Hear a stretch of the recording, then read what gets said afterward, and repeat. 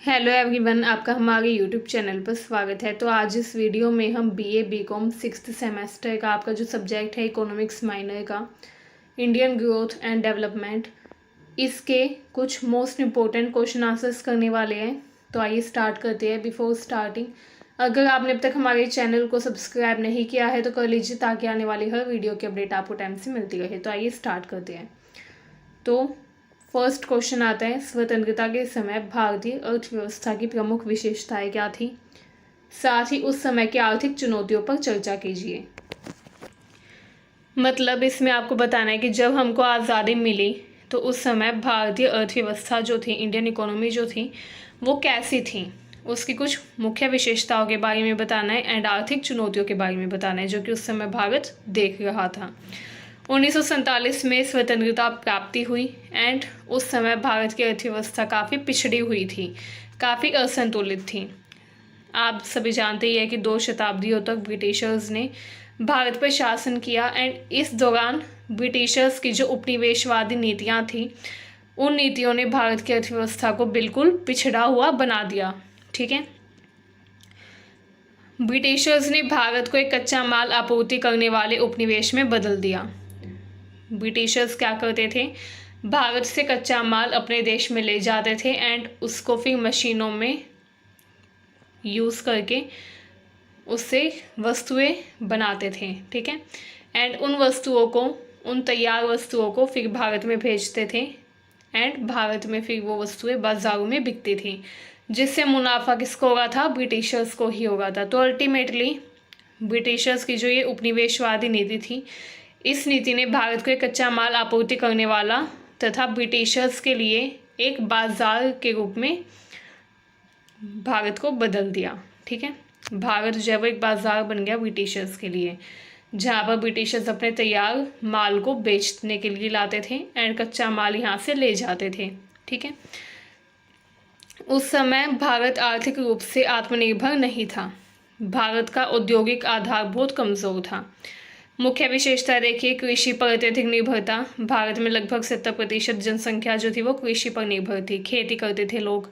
ठीक है, कृषि जो थी वो पारंपरिक थी, मतलब कि कृषि में जो उत्पादकता बढ़ाने वाले बीज है उनका उपयोग नहीं होता था। ठीक है, उर्वरक जो होते हैं, फर्टिलाइजर्स, पेस्टिसाइड्स, इंसेक्टिसाइड्स, कीटनाशक, इन सब का उपयोग नहीं होता था। ठीक है, सिर्फ जो देसी खाद होती है उसी का उपयोग किया जाता था, फर्टिलाइजर, उर्वरक का उपयोग नहीं होता था। ठीक है, तो पारंपरिक कृषि थी, असंगठित थी तथा वर्षा पर आधारित थी। सिंचाई के कुछ एडवांस सोर्सेज नहीं थे। ठीक है, सिंचाई के लिए वर्षा का ही सहारा लिया जाता था, वर्षा पर आधारित थी सिंचाई भी।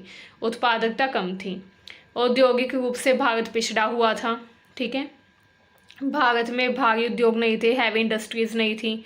ब्रिटिश काल में कुछ हल्के उद्योग थे जैसे कॉटन, जूट। ठीक है, लेकिन वे जो उद्योग थे वे भी ब्रिटिश हितों की पूर्ति के लिए ही थे। ठीक है, वे जो उद्योग थे वे भी क्यों काम कर रहे थे? ब्रिटिशर्स के हितों की पूर्ति के लिए काम कर रहे थे। ठीक है, तो मतलब कि जैसे भारत में रेल लाइन बिछाई गई थी तो उस दौरान भारत में कुछ इंडस्ट्रीज़ बनी। ठीक है, लेकिन वो इंडस्ट्रीज़ इसलिए बनाई गई थी ताकि ब्रिटिशर्स को सपोर्ट किया जा सके। ठीक है, भारत में हैवी इंडस्ट्रीज़ बहुत ही कम थी, ना के बराबर थी। 2-4 उद्योग थे, वो भी छोटे मोटे उद्योग थे। विदेशी व्यापार असंतुलित था। भारत जो था वो बहुत ज़्यादा निर्यात करता था, लेकिन निर्यात हो रहा था कच्चे माल का, जो कि गलत था। ठीक है, इसके अलावा भारत में आयात भी बहुत ज़्यादा हो रहा था ब्रिटिश से। जो ब्रिटिश वस्तुएं होती थी, जो ब्रिटेन से तैयार वस्तुएं आती थी, तैयार माल आता था, वो भारत के बाज़ारों में बेचा जाता था। ठीक है, तो आयात बहुत ज़्यादा था। इससे क्या हुआ, भारत के जो व्यापारी थे उनको घाटा हो रहा था। ठीक है, बुनियादी ढांचा यानी कि इंफ्रास्ट्रक्चर बहुत ही ख़राब था। परिवहन, ऊर्जा, शिक्षा, स्वास्थ्य, संचार जैसे बुनियादी क्षेत्रों में बहुत कमज़ोरी थी। निवेश व पूंजी निर्माण की कमी थी। देश में बचत की दर बहुत कम थी, जिससे पूंजी का निर्माण नहीं हो रहा था। लोग बचत ही नहीं कर पा रहे थे। क्यों नहीं बचत कर पा रहे थे? क्योंकि टैक्स ही उनको इतना ज़्यादा पे करना पड़ रहा था। तो अगर उनको ज़्यादा से ज़्यादा टैक्स पे करने के लिए कहा जाएगा तो कहाँ से बचत कर लेंगे? ठीक है, तो इसलिए लोग बचत नहीं कर पा रहे थे, निवेश नहीं कर पा रहे थे, जिससे पूंजी निर्माण, कैपिटल फॉर्मेशन हो ही नहीं रहा था। ठीक है। मुख्य चुनौती देखिए, भारत में गरीबी थी, बेरोजगारी थी, शिक्षा व स्वास्थ्य सुविधाओं का अभाव था, आर्थिक असमानता थी, क्षेत्रीय विषमता थी, औद्योगिक विकास की बहुत ज़्यादा कमी थी, खाद्यान्न संकट आ गया, खाद्य सुरक्षा की कमी हो गई, खाद्य सुरक्षा की समस्या हो गई। इन चुनौतियों के समाधान के लिए भारत ने नियोजित आर्थिक विकास की दिशा में कदम बढ़ाया तथा पंचवर्षीय योजनाओं की शुरुआत की। नेक्स्ट आता है क्वेश्चन नंबर 2। इसमें आपको दिया गया है भारत में विभिन्न नीति प्रणालियों के अंतर्गत आर्थिक विकास के लक्ष्यों, बाधाओं, संस्थानों तथा नीति ढांचे का विश्लेषण करिए। भारत में जो अलग अलग नीति प्रणाली बनाई गई थी उनके क्या लक्ष्य थे, उन नीतियों को कौन कौन सी बाधाओं को झेलना पड़ा। ठीक है, कौन से संस्थान थे जो उन नीतियों को लागू करने के लिए बनाए गए थे, ये सब कुछ भी आपसे पूछा जा सकता है। तो भारत की स्वतंत्रता के बाद आर्थिक विकास की प्रक्रिया को विभिन्न नीति प्रणालियों के तहत योजनाबद्ध ढंग से आगे बढ़ाया। मतलब कि जो भारत की सरकार थी उसने क्या किया, उसने अलग अलग नीतियां बनाई ताकि भारत का विकास हो। भारत के आर्थिक विकास के लिए, भारत के योजनाबद्ध विकास के लिए नीतियां बनाई गई। ठीक है। एंड ये जो नीति प्रणाली थी इनको मुख्य रूप से 3 चरणों में बांटा गया है। पहला है 1950 से 1990 का समय। इस दौरान नियोजित विकास हुआ। ठीक है, नियोजित विकास की समाजवादी नीति अपनाई गई। लक्ष्य क्या था कि भारत आत्मनिर्भर बने, गरीबी को खत्म किया जा सके, रोजगार का सृजन हो ताकि कोई बेरोजगार ना रहे, औद्योगिकरण बढ़ाया जा सके, सार्वजनिक क्षेत्र का विस्तार हो, पब्लिक सेक्टर डेवलप हो। ठीक है, क्योंकि सार्वजनिक क्षेत्र का अगर विस्तार होगा तो अल्टीमेटली फ़ायदा किसको होगा, इंडियन पॉपुलेशन को, लोगों को। ठीक है, आइए देखते हैं कौन कौन सी नीतियाँ बनाई गई। तो पंचवर्षीय योजनाओं की शुरुआत हुई 1951 में। ठीक है, 5 ईयर प्लान्स आए। सार्वजनिक क्षेत्र को प्राथमिकता दी गई।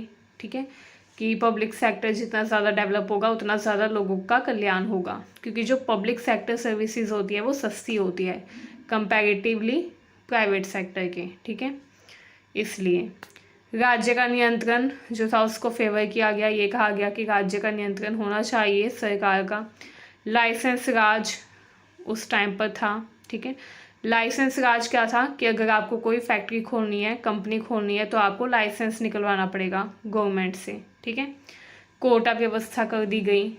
कोटा व्यवस्था मतलब कि जो मात्रा थी, जो संख्या थी वो निश्चित कर दी गई निर्यातित तथा आयातित वस्तुओं की। ये कहा गया कि अगर आपको कुछ आयात करना है तो इतनी संख्या में ही आप आयात कर सकते हैं, इससे ज़्यादा आप आयात नहीं कर सकते, एंड इससे ज़्यादा आप निर्यात भी नहीं कर सकते। ठीक है, कोटा व्यवस्था कहा गया इसे। ठीक है, भूमि सुधार करने की कोशिश की गई। सामूहिक खेती की पहल की गई। ठीक है, सामूहिक खेती मतलब एक गांव है, वहाँ पे मान लीजिए बहुत सारे किसान हैं जिनके पास अलग अलग ज़मीन के टुकड़े हैं, तो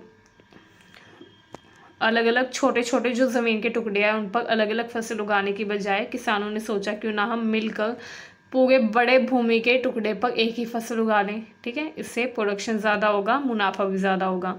फिर वो एक साथ सामूहिक खेती करते थे एंड सामूहिक रूप से ही बेचने के लिए जाते थे अपने उत्पाद को। ठीक है, औद्योगिक नीति 1956 में आई, जिसमें भारी उद्योगों में राज्य की भागीदारी को बढ़ाने का प्रयास किया गया। कुछ संस्थान बने, जैसे योजना आयोग बना, भारतीय रिजर्व बैंक। ठीक है, सार्वजनिक क्षेत्र की कुछ कंपनीज बनी, राज्य स्तर पर वित्त आयोग बना। कुछ बाधाएं भी थी जो किसने झेली। बाधाएं क्या क्या थी, अत्यधिक नौकरशाही, लाइसेंस राज। ठीक है, निजी क्षेत्रों की सीमित भूमिका, प्राइवेट सेक्टर बहुत सीमित रह गया, विदेशी निवेश पर प्रतिबंध लगा दिया गया। ये कहा गया कि विदेशी कंपनीज जो है वो अब हमारे भारत में नहीं आएगी व्यापार के लिए। वो बोलते हैं ना, दूध का जला हुआ छाछ को भी फूक फूक के पीता है। तो जब भारत ने देखा कि ब्रिटिशर्स हमारे यहाँ व्यापार करने आए थे एंड उन्होंने कब्जा ही कर लिया हमारे देश पर, तो आज़ादी मिलने के बाद उनको डर था कि कहीं दोबारा विदेशी कंपनीज भारत में आए व्यापार करने के लिए एंड फिर से हमें गुलाम बना रहे। तो इसलिए ये कहा गया कि विदेशी निवेश पर पूर्ण रूप से प्रतिबंध रहेगा। अब कोई भी विदेशी कंपनी भारत में व्यापार के लिए नहीं आएगी। ठीक है, तो ये तय कर दिया गया। कम पूंजी निर्माण तथा तकनीकी पिछड़ापन उस टाइम पर देखा गया। तकनीकें भारत में थी ही नहीं, कोई भी टेक्नोलॉजी नहीं थी। ठीक है, एंड कैपिटल फॉर्मेशन भी नहीं था। उसके बाद सेकंड टाइम पीरियड आता है 1991 के बाद का। 1991 के बाद आर्थिक उदारीकरण यानी कि इकोनॉमिक लिबरलाइजेशन हुआ, प्राइवेटाइजेशन यानी कि निजीकरण हुआ, वैश्वीकरण हुआ। ठीक है, इसको LPG नीति कहा गया। L से लिबरलाइजेशन, P से प्राइवेटाइजेशन, G से ग्लोबलाइजेशन। इसका लक्ष्य था आर्थिक विकास की दर में तेजी लेके आना, आर्थिक विकास करना तेजी से, विदेशी निवेश को आकर्षित करना, प्रतिस्पर्धात्मक बाजार का निर्माण करना। प्रतिस्पर्धात्मक बाजार यानी कि ऐसा बाजार जहाँ पे अलग अलग कंपनीज आए, अपना सामान बेचकर एक दूसरे के साथ प्रतिस्पर्धा करे, कंपटीशन करे। इससे क्या होगा, सबको मौका मिलेगा एंड जो उपभोक्ता हैं, जो बाजार में सामान खरीदने आने वाले लोग हैं, उनके पास ज़्यादा विकल्प उपलब्ध हो। ठीक है, सरकारी हस्तक्षेप को कम करने का प्रयास किया गया। ये कहा गया कि सरकार का हस्तक्षेप अब कम करना होगा, तभी भारत का विकास हो पाएगा। ठीक है, विदेशी निवेश को इसमें आकर्षित किया गया। ये कहा गया कि अगर विदेशी कंपनीज भारत में आकर अपनी कंपनी खोलेगी तो इससे हमें फ़ायदा ही होगा। इससे क्या फ़ायदा होगा, भारत के लोगों को रोज़गार मिलेगा। ठीक है, आर्थिक विकास दर में गति बढ़ेगी। नीति ढांचा देखिए, नीति ढांचा मतलब नई नई नीतियाँ बनाई गई। जैसे लाइसेंस राज जो था वो समाप्त कर दिया गया। ठीक है, लाइसेंस राज की समाप्ति, निजीकरण की शुरुआत, जो पब्लिक सेक्टर की इंडस्ट्रीज थी उनको अब प्राइवेट सेक्टर को सौंप दिया गया। ठीक है, काफ़ी हद तक।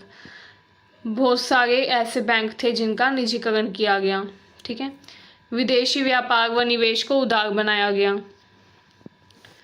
मुद्रा विनिमय प्रणाली में सुधार हुआ एंड नई औद्योगिक नीति आई 1991 में। ठीक है, तो ये कुछ नीतियाँ बनी। संस्थान देखे कौन कौन से थे, भारतीय प्रतिस्पर्धा आयोग, FDI, FII, इन सब के लिए नियामक निकाय बनाए गए। FDI मतलब फॉरेन डायरेक्ट इन्वेस्टमेंट। ठीक है, प्रत्यक्ष विदेशी निवेश। ठीक है, तो फॉरेन डायरेक्ट इन्वेस्टमेंट क्या था कि अब विदेशी कंपनीज हमारे भारत में आके इन्वेस्टमेंट कर सकती है, निवेश कर सकती हैं। ठीक है, WTO की सदस्यता पहली बार ली भारत ने। ठीक है, वर्ल्ड ट्रेड ऑर्गेनाइजेशन। बाधाएं क्या क्या थी, आर्थिक असमानता बहुत बढ़ गई, कृषि और ग्रामीण क्षेत्र की उपेक्षा की गई, कृषि पर ध्यान नहीं दिया गया, गांव के विकास पर ध्यान नहीं दिया गया, बेरोजगारी बढ़ती चली गई, असंगठित क्षेत्र का विस्तार हुआ। असंगठित क्षेत्र मतलब कि जो प्राइवेट सेक्टर था वो अब फैलने लग गया। ठीक है, प्राइवेट सेक्टर जो होता है, निजी क्षेत्र जो होता है, उसको ही असंगठित क्षेत्र भी कहा जाता है। ठीक है, क्योंकि असंगठित क्षेत्र यानी कि प्राइवेट सेक्टर में जो लोग काम करते हैं उनको ना तो कोई सुविधा दी जाती, उनका वेतन भी बहुत कम होता है, कभी उनको वेतन दे दिया जाता है, कभी उनको वेतन नहीं दिया जाता, उनको अलग अलग तरीके से शोषण भी उनका किया जाता है। तो इसलिए प्राइवेट सेक्टर को असंगठित क्षेत्र भी कहा जाता है। ठीक है, असंगठित क्षेत्र का विस्तार हुआ, बेरोजगारी बढ़ने लग गई, आयात पर निर्भरता बढ़ गई। ठीक है, हाल के वर्षों में देखिए कुछ नीतियाँ आई है, जैसे डिजिटल अर्थव्यवस्था। ठीक है, ये अब UPI आ गई है, UPI से डायरेक्ट बैंक ट्रांसफ़र किया जा सकता है कभी भी कहीं भी। ठीक है, make in India, startup India, समावेशी विकास यानी कि हर व्यक्ति का विकास हो, चाहे वो किसी भी जाति किसी भी धर्म का हो। आत्मनिर्भर भारत, ये लक्ष्य कहा गया कि भारत को आत्मनिर्भर बनाना होगा। GST लागू किया गया, जनधन योजना आ गई। ठीक है, UPI, direct bank transfer, DBT जैसी योजनाएं आई। कौशल विकास पर ध्यान दिया गया, कौशल विकास की योजनाएं बनाई गई, जैसे प्रधानमंत्री कौशल विकास मंत्रालय बना। ठीक है, रोजगार के लिए पहल की गई कि लोगों को रोजगार दिया जाए। MSME को बढ़ावा दिया गया। MSME यानी कि कुटीर उद्योग, जो छोटी इंडस्ट्रीज थी उनके विकास पर ध्यान दिया गया। ठीक है, संस्थान देखिए, नीति आयोग जो कि 2015 में निर्मित हुआ, इसका नाम पहले योजना आयोग था, योजना आयोग से बदलकर इसका नाम नीति आयोग रख दिया गया। ठीक है, GST परिषद यानी कि GST काउंसिल बनी, डिजिटलीकृत बैंकिंग शुरू हुई, भुगतान प्रणालियाँ डिजिटल हो गई। ठीक है, कि अब हम डिजिटली किसी को पैसे दे सकते हैं। बाधाएं क्या थी इसमें, बाधाएं ये थी कि रोजगार सृजन की धीमी गति थी, धीमी गति से रोजगार सृजन हो रहा था, कृषि संकट बढ़ता गया, MSME क्षेत्र की समस्याएं, मतलब कुटीर उद्योग जो है वो विकसित नहीं हो पा रहा था। आर्थिक मंदी और वैश्विक चुनौतियों का उसे सामना करना पड़ रहा था। निष्कर्ष देखिए, भारत की आर्थिक नीतियाँ समय समय पर बदलती रही ताकि विकास की गति बनाई जा सके। समाजवादी मॉडल ने आधारभूत संरचना बनाई। 1991 के बाद की नीतियों ने प्रतिस्पर्धा और वैश्वीकरण को बढ़ावा दिया। ठीक है, नेक्स्ट क्वेश्चन देखिए। नेक्स्ट क्वेश्चन है क्वेश्चन नंबर 3। भारत में आर्थिक प्रदर्शन का मूल्यांकन कीजिए स्थायित्व, क्षेत्रीय विषमता तथा संरचनात्मक बदलाव के संदर्भ में। तो भारत की स्वतंत्रता के बाद भारत का आर्थिक प्रदर्शन जो वो कैसा रहा। ठीक है, भारत ने आर्थिक वृद्धि तो की लेकिन उस लेवल पर नहीं की जिस लेवल पर उसे करनी चाहिए थी। ठीक है, देखिए उसी टाइम पर भारत आज़ाद हुआ था, उसी टाइम पर चाइना आज़ाद हुआ था, लेकिन चाइना जो है वो विकसित देश बनने वाला है, भारत अब तक विकासशील है। तो ऐसा क्या रहा कि भारत जो है वो अब तक विकसित देश की श्रेणी में नहीं आ पाया है। तो 1950 से 1980 तक की जो अवधि थी इसको हिंदू ग्रोथ रेट कहा जाता है, क्योंकि जीडीपी जो थी इसकी वृद्धि 3.5% के रेट से इस दर से हो गई थी। आर्थिक नीतियां राज्य नियंत्रित थी। जो भी आर्थिक नीतियां थी वो किसके कंट्रोल में थी? सरकार के, राज्य के। तथा सार्वजनिक क्षेत्र पर ज़्यादा निर्भरता थी। जो भी उद्योग थे वो सारे सार्वजनिक थे। ठीक है, सारी पब्लिक इंडस्ट्रीज थी। यहाँ तक कि जो डेली यूज़ के प्रोडक्ट्स होते हैं वो भी सरकारी कंपनियां ही बनाती थी। ठीक है, ब्रेड रोटी ये भी कौन बनाती थी? सरकारी कंपनियां। विकास धीमा था, स्थिर था। ठीक है, 1991 के बाद क्या हुआ? इकोनॉमिक क्राइसिस आया भारत में, जिसके बाद भारत ने अपनी इकोनॉमी को 1991 से पहले भारत की अर्थव्यवस्था बंद अर्थव्यवस्था थी, क्योंकि ना कोई आयात था ना कोई निर्यात था। 1991 के बाद भारत ने पहली बार अपनी अर्थव्यवस्था को खोला सबके लिए।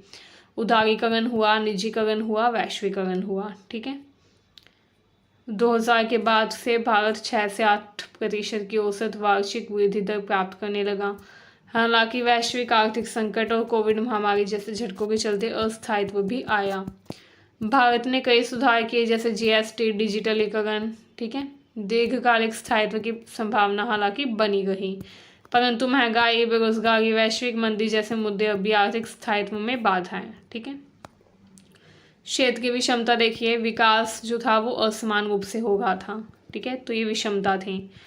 हर राज्य में समान विकास नहीं हो रहा था। कुछ राज्य जैसे महाराष्ट्र, गुजरात, तमिलनाडु, कर्नाटक, दिल्ली, वहाँ पर तेज़ी से विकास हुआ। तेज़ी से औद्योगिक व सेवा क्षेत्र में विकास देखा गया, जबकि बिहार, उत्तर प्रदेश, झारखंड, उड़ीसा ये जो राज्य थे ये पिछड़ गए।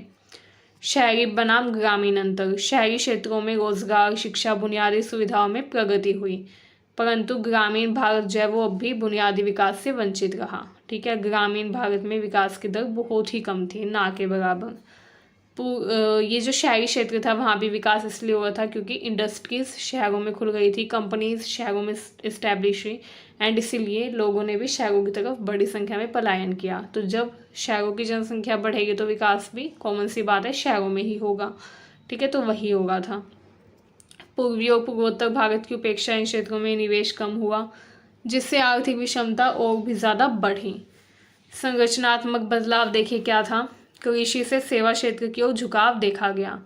1950 में जीडीपी का बड़ा हिस्सा कृषि से आता था, परंतु आज अगर हम देखें तो सेवा क्षेत्र जो है वो कृषि से भी ज़्यादा योगदान दे रहा है अपना जीडीपी में। ठीक है, 55% से अधिक योगदान जीडीपी में आज के टाइम में सेवा क्षेत्र का देखा जाता है। सेवा क्षेत्र 55% कॉन्ट्रीब्यूट करता है जीडीपी में। ठीक है, सेवा क्षेत्र यानी कि सर्विस सेक्टर, जो कि कृषि क्षेत्र से भी ज़्यादा है। ठीक है, औद्योगिक क्षेत्र की धीमी गति। अपेक्षा के विपरीत विनिर्माण क्षेत्र जीडीपी में पर्याप्त वृद्धि नहीं कर पाया।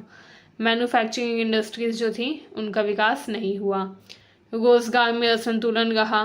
ठीक है, हालांकि सेवा क्षेत्र जीडीपी में सबसे आगे है, लेकिन फिर भी रोजगार देने में वो पूरी तरीके से सक्षम नहीं है। ठीक है, निष्कर्ष देखिए, भारत ने स्वतंत्रता के बाद आर्थिक प्रगति की, लेकिन ये विकास पूरी तरीके से समावेशी नहीं रहा। क्षेत्रीय विषमता, रोजगार का संकट व असंतुलित संरचनात्मक बदलाव आज भी विकास की राह में बाधाएं हैं। ठीक है, क्योंकि रोजगार का संकट दूर नहीं होगा, क्षेत्र की विषमता यूं की यूं ही बनी हुई है। ठीक है, नेक्स्ट क्वेश्चन आता है, भारत के कृषि क्षेत्र से संबंधित प्रमुख समस्याओं का विश्लेषण कीजिए। भारत की जो अर्थव्यवस्था है वो काफ़ी मुख्य है। आज भी भारत की अर्थव्यवस्था का आधार कृषि है। ठीक है, आज भी भारत में लगभग 40 से 50% लोग कृषि पर निर्भर हैं। उनकी आजीविका का एकमात्र साधन कृषि यानी कि खेती है। लेकिन इस क्षेत्र में कई समस्याएं हैं जो कि कृषि विकास की गति को प्रभावित कर रही हैं। स्वतंत्रता के बाद से लेकर अब तक भारत में कृषि ने कई संकटों का सामना किया है। इंस्टेबिलिटी इन प्रोडक्शन, उत्पादन में शुरुआत से अस्थिरता रही है। भारत की कृषि अब भी मुख्यतः मानसून पर निर्भर है। आज भी कई ऐसे क्षेत्र हैं जहाँ पर कृषि जो है वो सिंचाई के लिए मानसून पर निर्भर है कि बारिश आएगी तब सिंचाई होगी, क्योंकि वहाँ पर सिंचाई करने के अन्य स्रोत नहीं है, मानव निर्मित स्रोत वहाँ पे नहीं है सिंचाई करने के। इसलिए भारत की कृषि कई क्षेत्र है जो आज भी मानसून पर निर्भर है। अगर बाई चांस बारिश ना आए तो फसल खराब हो जाती है। ठीक है, तो इस तरीके से उत्पादन में अस्थिरता है। इंस्टेबिलिटी है प्रोडक्शन में, हर वर्ष फसल उत्पादन में भारी उतार चढ़ाव देखा जाता है इसी कारण।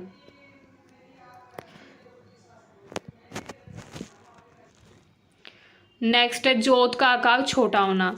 भूमि विभाजन के कारण जोत का आकार लगातार घट रहा है।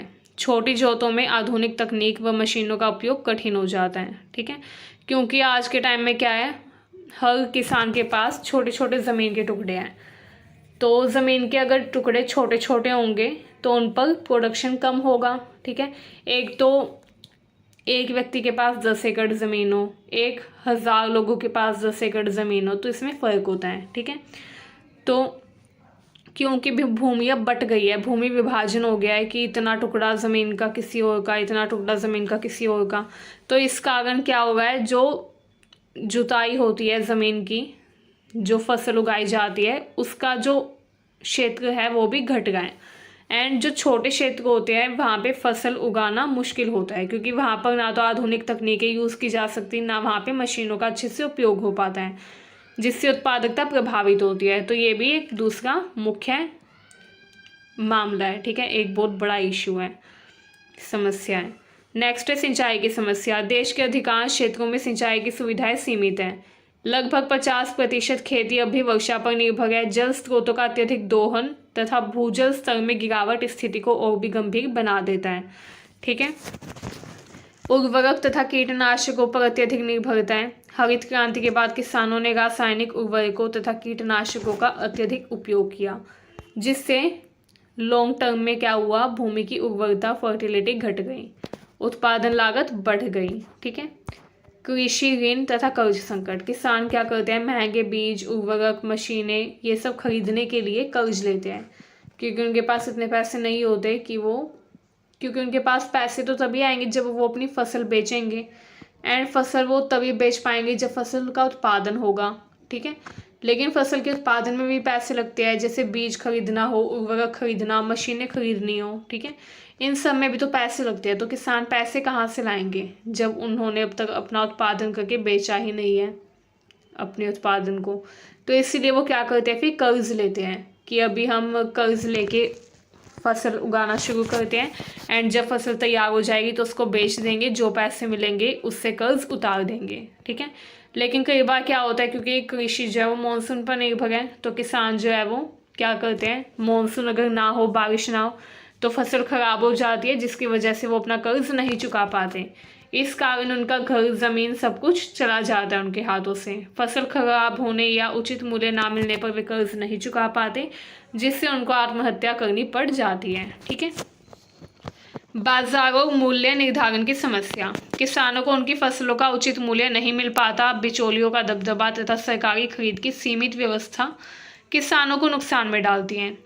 एमएसपी का लाभ सभी किसानों को नहीं मिलता। ठीक है, एमएसपी यानी कि मिनिमम सपोर्ट प्राइस की, ये मिनिमम प्राइजेस से कम में आप फसल नहीं खरीदेंगे। ये सरकार ने तय कर रखा है कौन सी फसल कितने रुपए में जाएगी, न्यूनतम क्या मूल्य होगा किसी फसल का, लेकिन हर बार हर जगह एमएसपी लागू नहीं होती। सभी किसानों को इसका फ़ायदा नहीं मिल पाता। ठीक है, क्योंकि भ्रष्टाचार ही इतना है। नेक्स्ट है भंडारण व परिवहन की कमी। कृषि उत्पादों को सुरक्षित रखने के लिए भंडारण व्यवस्था होनी चाहिए जो कि हर किसान के पास नहीं होती।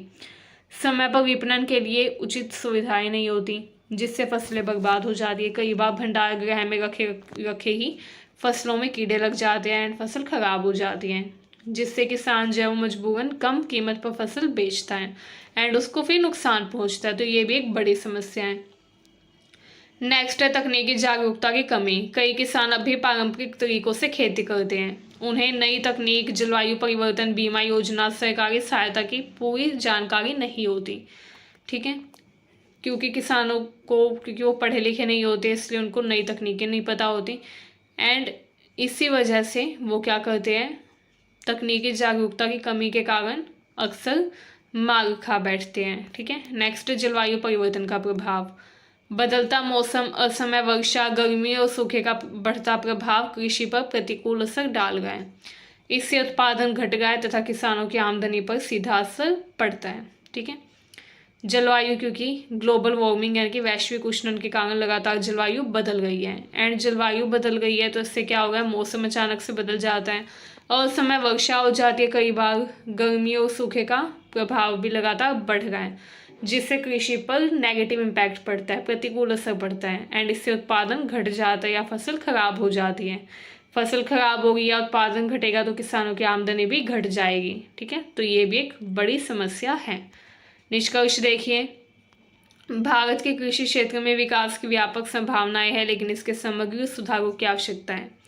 सिंचाई, बीज बाजार, तकनीक, ऋण तथा मूल्य समर्थन जैसी समस्याओं का समाधान ही कृषि को टिकाऊ, लाभदायक और सम्मानजनक बना सकता है। ठीक है, नेक्स्ट क्वेश्चन देखिए। नेक्स्ट क्वेश्चन है, भारत में सेवा क्षेत्र की भूमिका और उससे जुड़ी समस्याओं का विश्लेषण कीजिए। Service sector. भारत में जो सर्विस सेक्टर है उसने पिछले कुछ दशकों में देश की आर्थिक प्रगति में मुख्य भूमिका निभाई है। यह क्षेत्र न केवल जीडीपी में सबसे बड़ा योगदान देता है बल्कि रोजगार, निर्यात तथा निवेश के संदर्भ में भी अग्रणी बन गया है। ठीक है, तो लगातार क्या हो गया है, जीडीपी में भी योगदान बढ़ता जा रहा है सेवा क्षेत्र का एंड सेवा क्षेत्र जो है अब वो रोजगार भी देने लग गया है। ठीक है, सेवा क्षेत्र की भूमिका देखिए। जीडीपी में योगदान, भारत की जीडीपी का लगभग 55% से अधिक हिस्सा जो है वो कहाँ से आता है, सेवा क्षेत्र से आता है। ठीक है, सेवा क्षेत्र भारत की जीडीपी का 55% से अधिक हिस्सा प्रदान करता है, जो कि इसको अर्थव्यवस्था का सबसे बड़ा घटक बनाता है। कृषि और उद्योग की तुलना में सेवा क्षेत्र का योगदान रोजगार देने में भी ज़्यादा है। अब ये काफ़ी ज़्यादा रोजगार देता है संगठित और असंगठित दोनों रूपों में, यानी कि पब्लिक एंड प्राइवेट दोनों सेक्टर क्या करते हैं, रोजगार प्रदान करते हैं। करोड़ों लोगों को रोजगार मिल गया है सेवा क्षेत्र में, जैसे आईटी, बैंकिंग, रिटेल, शिक्षा, स्वास्थ्य, परिवहन इत्यादि। भारतीय आईटी और ITES information technology enabled services, ये जो सॉफ्टवेयर सेवाएं हैं इनका भी विश्व बाजार में बहुत बड़ा स्थान है। निर्यात में भी इसका काफ़ी ज़्यादा योगदान है। भारत दुनिया में सबसे बड़ा बीपीओ का केंद्र भी बन गया है। ठीक है, विदेशी निवेश, सेवा क्षेत्र में सबसे अधिक विदेशी प्रत्यक्ष निवेश यानी कि एफडीआई देखा गया है। खासकर आईटी, टेलीकॉम, रिटेल, वित्तीय सेवा, इन सब में फॉरेन इन्वेस्टमेंट भारत में काफ़ी ज़्यादा देखी गई है। सेवा क्षेत्र ने उपभोक्ता संस्कृति, मध्यम वर्ग की जीवन शैली को भी बदला है। मॉल, होटल, ऑनलाइन सेवाएं, स्वास्थ्य व शिक्षा सुविधाओं का भी विस्तार लगातार हुआ है। ठीक है, आइए अब देखते हैं सेवा क्षेत्र की समस्याएं। सेवा क्षेत्र की कुछ समस्याएं भी है, जैसे रोजगार में असंतुलन है। ठीक है, सेवा क्षेत्र जो है जीडीपी में तो योगदान देगा है, लेकिन इससे पर्याप्त रोजगार का सृजन नहीं होगा। विशेषकर अशिक्षित ग्रामीण जनसंख्या के लिए ये क्षेत्र सीमित अवसर प्रदान करता है। ठीक है, तो ये रोजगार का सृजन नहीं कर पा रहा है, ये इसकी मुख्य समस्या है। ठीक है, कि सेवा क्षेत्र में रोजगार का सृजन कम है, जितना होना चाहिए उतना ज़्यादा नहीं है। ठीक है, एंड जो अशिक्षित लोग हैं, जो लोग पढ़े लिखे नहीं है, उनको इसमें रोजगार नहीं मिल रहा है, जैसे आईटी, बैंकिंग। ठीक है, इन सब सेक्टर में उन लोगों को रोजगार कैसे मिल सकता है जो अनपढ़ है, तो वही होगा। सेवा क्षेत्र जो है सिर्फ उन्हीं को रोजगार देगा जो कि शिक्षित हैं बड़े लेवल पर। जो अशिक्षित है उनको इससे कोई ज़्यादा फायदा नहीं होगा। ठीक है, फ़ायदा होगा लेकिन काफ़ी कम, काफ़ी सीमित। एंड ग्रामीण जनसंख्या के लिए भी ये ज़्यादा फायदेमंद नहीं है, क्योंकि ग्रामीण जनसंख्या को भी ये ज़्यादा रोजगार नहीं दे पा रहे हैं। ठीक है। क्षेत्रीय असमानता, सेवा क्षेत्र का विकास मुख्यतः मेट्रो शहर यानी कि जो मेट्रो सिटीज़ हैं तथा शहरी क्षेत्रों में ही ज़्यादा है। ग्रामीण क्षेत्रों में सर्विस सेक्टर बहुत कम है तथा इसका लाभ भी सीमित है। अनौपचारिकता, अनेक सेवाएं अनौपचारिक क्षेत्र में आती हैं, इनफॉर्मल सेक्टर में, जैसे घरेलू सेवाएं, ड्राइवर, ढुलाई सेवाएं। इन क्षेत्रों में मजदूरों को सामाजिक सुरक्षा, स्थायी आय तथा अन्य अधिकार नहीं मिलते। एंड सेवा क्षेत्र में अनौपचारिकता भी काफ़ी ज़्यादा है उन जगहों पे जो कि असंगठित है। ठीक है। नेक्स्ट है प्रशिक्षण व कौशल की कमी। नए सेवा क्षेत्रों में काम करने के लिए विशेष कौशल व प्रशिक्षण की आवश्यकता है, लेकिन भारत में स्किल डेवलपमेंट अभी भी सीमित है। बहुत ही कम लोग हैं जिनके अंदर स्किल्स हैं। ठीक है। एंड सेवा क्षेत्र जो है, सर्विस सेक्टर जो है, वो उन्हीं को रोजगार दे रहा है जो कि स्किलफुल हो, जिनके अंदर स्किल्स हो। तो इससे क्या होगा, बेरोजगारी बढ़ गई है, क्योंकि प्रशिक्षण नहीं है तो सेवा क्षेत्र उन लोगों को रोजगार कैसे दे सकता है जो कि प्रशिक्षित ही नहीं है। तो इसलिए बेरोजगारी को ये कम नहीं कर पाएगा। ठीक है। नेक्स्ट है डिजिटलीकरण की चुनौतियाँ। डिजिटल सेवा क्षेत्रों में ग्रामीण भारत और गरीब वर्ग पीछे रह जाते हैं, एंड यही देखा जा रहा है। ठीक है। ग्रामीण भारत गरीब वर्ग के जो लोग हैं वो डिजिटल डिवाइड की वजह से सर्विस सेक्टर की सेवाओं तक नहीं पहुंच पा गए हैं। आईटी और बीपीओ पर अत्यधिक निर्भरता है। भारत का सेवा निर्यात मुख्यतः आईटी और बीपीओ पर निर्भर है। यदि वैश्विक मंदी आ जाए, तकनीकी बदलाव आ जाए, तो ये क्षेत्र बड़े रूप से प्रभावित होगा। निष्कर्ष देखिए, सेवा क्षेत्र भारत की आर्थिक रीढ़ बन चुका है, लेकिन इसके समावेशी विकास के लिए ठोस प्रयास आवश्यक हैं। ग्रामीण सेवा क्षेत्र को मजबूत करना, कौशल विकास करना, डिजिटलीकरण की समान पहुंच, औपचारिक रोजगार की वृद्धि जैसे कदम भारत को संतुलित व टिकाऊ सेवा आधारित अर्थव्यवस्था बनाने में सहायक है। ठीक है। तो इसकी एक सबसे बड़ी समस्या डिजिटल डिवाइड को आप मान सकते हैं। डिजिटल डिवाइड क्या है? डिजिटल डिवाइड का मतलब है कि सभी लोग डिजिटल सुविधाओं से युक्त नहीं है, सभी लोग डिजिटल जो फैसिलिटीज़ हैं उनका फ़ायदा नहीं उठा पाते हैं। मतलब जो गरीब लोग हैं उनके पास स्मार्टफोन नहीं है, लेकिन जो अमीर लोग हैं उनके पास है। तो ये एक तरीके का डिजिटल डिवाइड है। ठीक है। कि जो गरीब है वो डिजिटलाइजेशन का फ़ायदा नहीं उठा पा रहे, एंड इसलिए उसको सर्विस सेक्टर का लाभ भी कम से कम मिल रहा है, क्योंकि आज के टाइम में सर्विस सेक्टर में, सेवा क्षेत्र में डिजिटलीकरण काफ़ी ज़्यादा बढ़ गया है। ठीक है। सो ये कुछ इम्पोर्टेंट क्वेश्चंस थे। ये हमारी पार्ट 1 वीडियो थी। बहुत जल्द हम पार्ट 2 लेकर आएंगे। अगर आपको वीडियो अच्छी लगी हो तो चैनल को सब्सक्राइब करें, वीडियो को शेयर करें, ताकि आपकी और आपके दोस्तों की मदद हो सके। Thank you for watching this video.